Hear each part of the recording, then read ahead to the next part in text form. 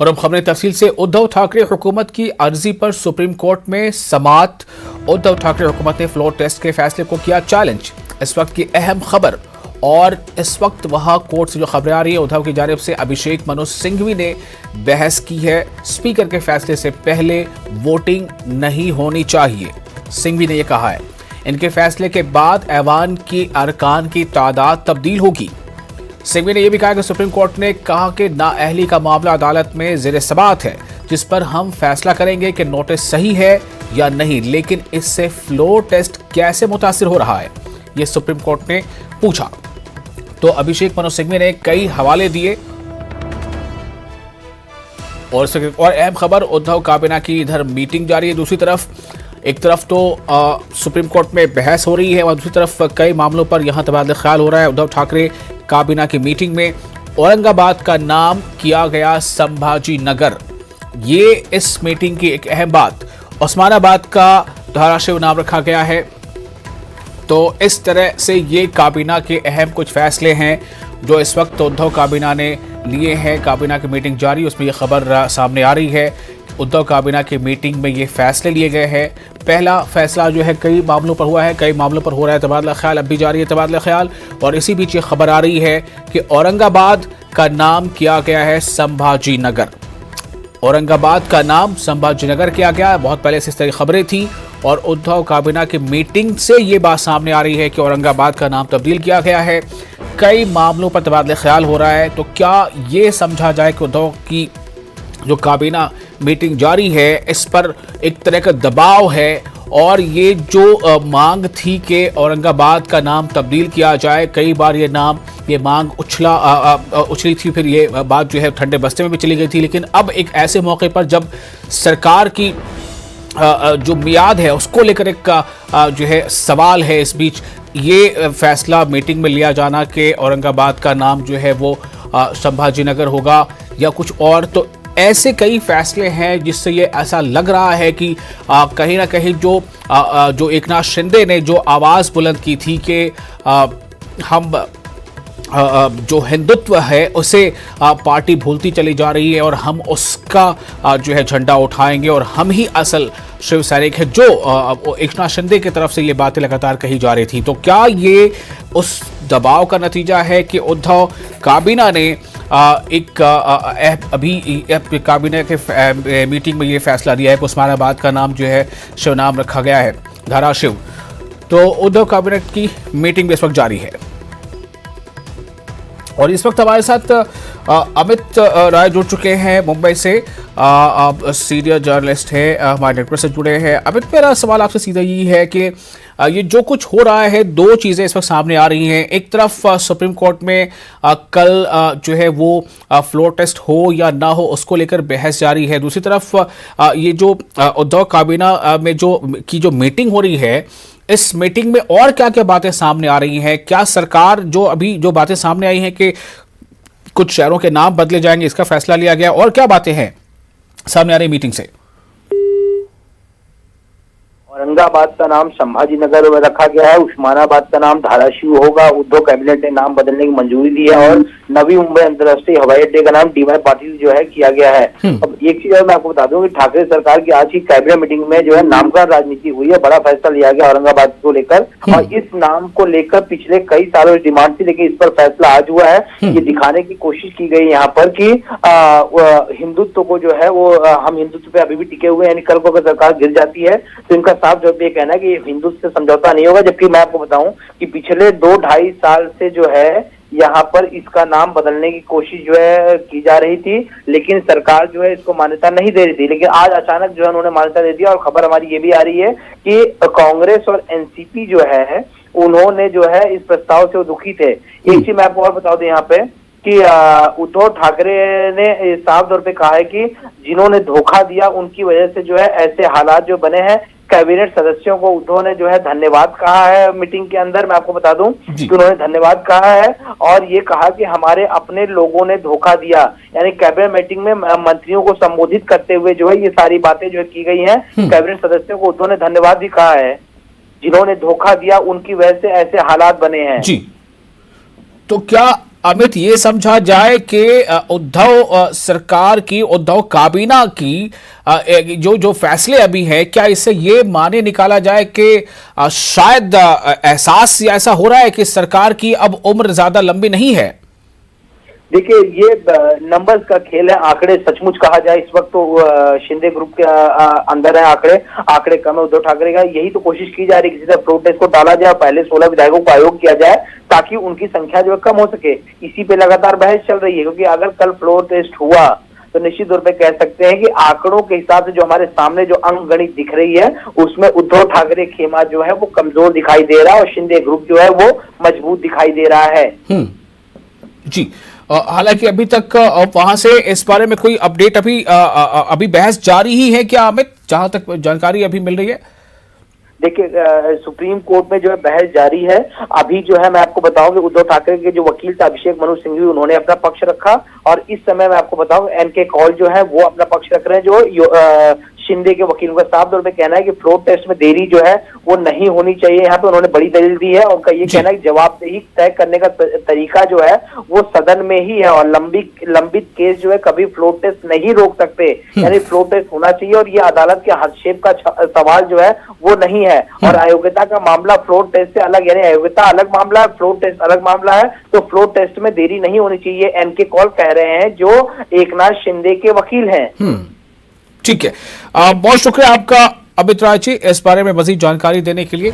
और तो इस वक्त की अहम खबर यही है कि उद्धव ठाकरे हुकूमत की अर्जी पर सुप्रीम कोर्ट में समाअत जारी है और जैसी कि खबरें आ रही है, फ्लोर टेस्ट के फैसले को जो चैलेंज किया गया है उद्धव सरकार की तरफ से, अभिषेक मनु सिंघवी ने अपनी बात पूरी कर ली है।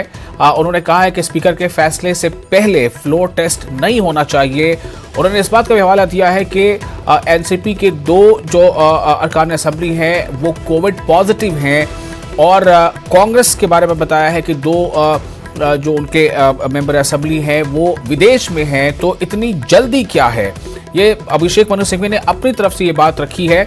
जाहिर है कि अगर ये 2-4 जो नंबर सामने आ रहे हैं, ये तमाम लोग जो नहीं मौजूद रह पाएंगे उनके एब्सेंस से एमवीए सरकार जो है जिसपे शिवसेना है, एनसीपी है, कांग्रेस है, उन्हें नुकसान हो सकता है।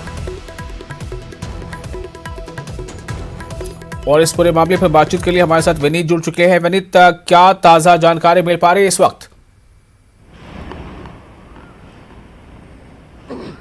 जी, निश्चित तौर पर मैं आपको बताना चाहूंगा कि दोनों ही पक्षों के द्वारा लगभग 1 घंटे जो है वो अभिषेक मनु सिंघवी ने अपनी बात रखी। उन्होंने फ्लोर टेस्ट को लेकर के अपनी बात रखी और उन्होंने, जैसा कि हम न्यूज 18 लगातार अपने दर्शकों को बता रहा है, फ्लोर टेस्ट को टालने की बात उन्होंने कही। उन्होंने जो विधायकों की अयोग्यता का मामला है, जैसा कि हम लगातार बता रहे हैं जी,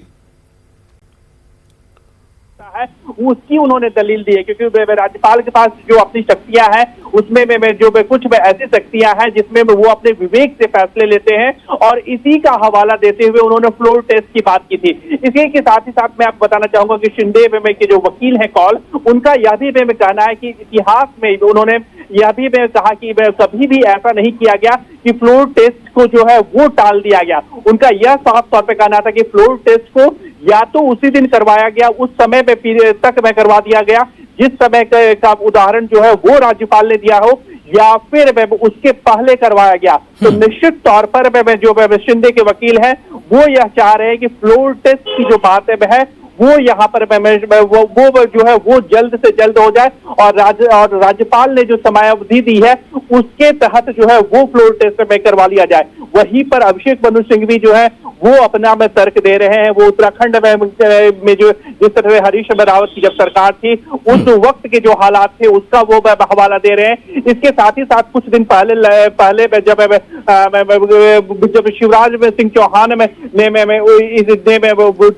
मध्य प्रदेश में वो सत्ता में संभाली थी, जब कमलनाथ के फ्लोर टेस्ट की बात हो रही थी, उस वक्त विधायकों की जिस तरह से अयोग्यता का मामला सामने आया था उसका उन्होंने हवाला दिया और फ्लोर टेस्ट को जो है वो टालने की बात की। उनका साफ तौर पर कहना था कि फ्लोर टेस्ट को लेकर के इतनी हड़बड़ी क्यों, जैसा कि हम अपने दर्शकों को बता रहे हैं कि फ्लोर टेस्ट को लेकर के बहुत ज्यादा हड़बड़ी जो सरकार जो कहीं ना कहीं दिखाई जा रही है उस पर वो सवाल में खड़े कर रहे हैं। लेकिन एक बड़ी बात जो शिंदे के वकील हैं, उनका साफ तौर पे ये कहना है कि राज्यपाल के पास अपनी शक्तियां होती हैं, वो अपने विवेक से और उसके डिस्क्रिशनरी पावर जो है उनका वो फैसला ले रहे हैं और इसी के तहत उन्होंने फ्लोर टेस्ट करवाने की बात जी कही है। विनीत, बहुत शुक्रिया आपका विनीत इस जानकारी के लिए। तो कुल मिलाकर मामला जो है बस इस पर टिका है कि क्या फ्लोर टेस्ट कल होगा।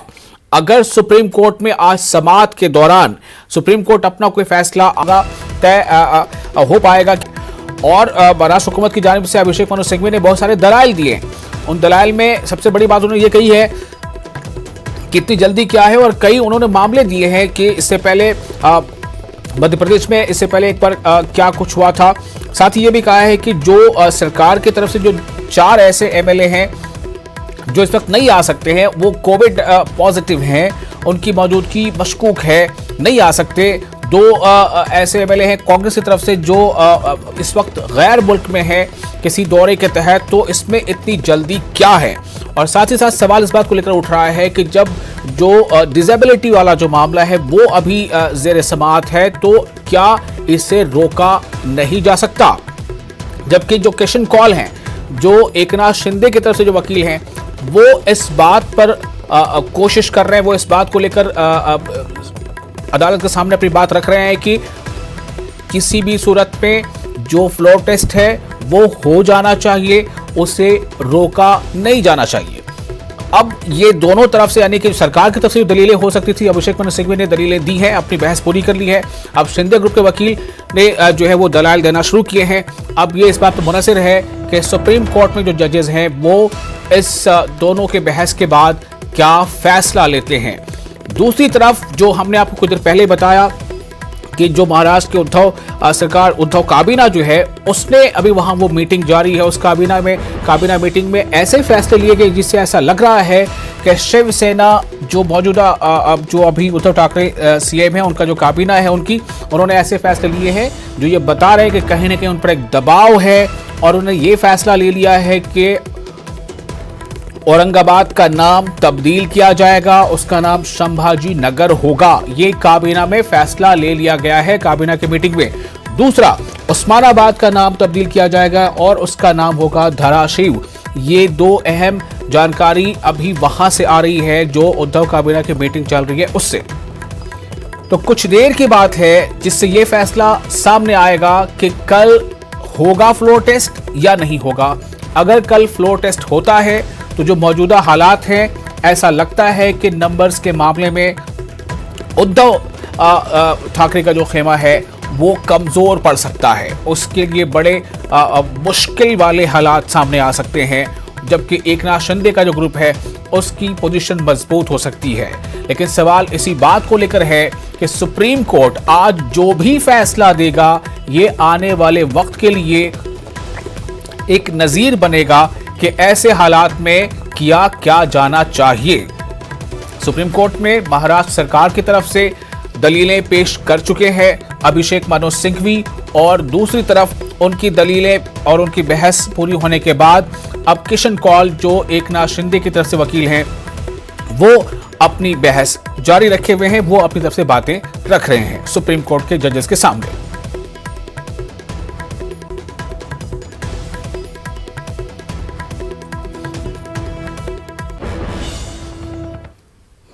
आगे बढ़ते हैं। मालेगांव शहर के मुख्तलिफ इलाकों, खास तौर पर शुमाली हिस्से में नलों के जरिए मुसलसल खराब पानी की शिकायत के बाद जनता दल सेकुलर के जनरल सेक्रेटरी मोहम्मद मुस्तकीम तगुंटी की क़यादत में कॉरपोरेशन कमिश्नर ऑफिस के बाहर एहतजाजी मुजाहरा किया गया। बादशाह कॉन्फ्रेंस हॉल में महकमे आब रसानी के इंजीनियर जयपाल त्रिभुवन और डिप्टी कमिश्नर गिरी के साथ वफ्द ने गुफ्तगू की। इस मौके पर यहां मुजाहरीन ने साफ पानी दो, गंदा पानी सप्लाई करना बंद करो, पानी पट्टी में इजाफा बंद करो जैसे नारे लगाए गए। गुज़िश्ता कई दिनों से शहर भर में नलों के जरिए खराब पानी सप्लाई किया जा रहा है और आज खराब पानी बोतल में भरकर कमिश्नर से गुफ्तगू की गई है, लेकिन वो मौजूद नहीं थे, तब यहाँ एहतजाजी मुजाहरा किया गया। सेकुलर की तरफ से हमने एक एहतजाजी मुलाकात मालेगांव महानगर पालिका आयुक्त साहब से की। आयुक्त साहब के नहीं रहने की वजह से हमें तो ऐसा लगा था कि अब प्रशासक हो गए हैं तो हर हाल में मिलेंगे, मगर प्रशासक होने के बाद भी आयुक्त साहब नहीं मिले, तो एडिशनल आयुक्त साहब से बातचीत हुई। मालेगांव शहर में पिछले 4-5 दिन से मुसलसल गंदा पानी एक बड़े हिस्से में आ रहा है। थोड़ा थोड़ा कई जगह हर वक्त पानी आते रहता है, मगर इस मर्तबा बड़े हिस्से में आया और कारपोरेशन ने उसमें कितना अच्छा काम की ये आज से हमको समझेगा। उनका बोलना है कि पानी की वजह से गिरना पंपिंग स्टेशन पर पानी ज़्यादा बारिश का आने की वजह से गंदा पानी सप्लाई हो गया, मगर बातचीत में वही बात हर वक्त होती है कि जो गिरना डैम से 70-80 टक्का पानी ये उठाते हैं और तलवाड़ा से 20 से 30% पानी उठाते हैं। यही वजह हर वक्त बनती है जो गंदे पानी का सबब हो या फिर वक्त पे। महाराष्ट्र के जलगांव में दौशेराबाद के नजदीक एक सड़क हादसे में 5 अफराद की मौत हो गई, जबकि 6 लोग जख्मी हो गए। जख्मियों को अस्पताल में मुंतकिल कर दिया गया है। खबर के मुताबिक तेज रफ्तार ट्रक ने बोलेरो को टक्कर मार दी। इस गाड़ी में कुर्बानी के जानवर थे। यही ट्रक नागपुर मुंबई हाईवे पर दूसरी गाड़ी से टकरा गया, जिसके नतीजे में काफी ज्यादा जाम देखने को मिला।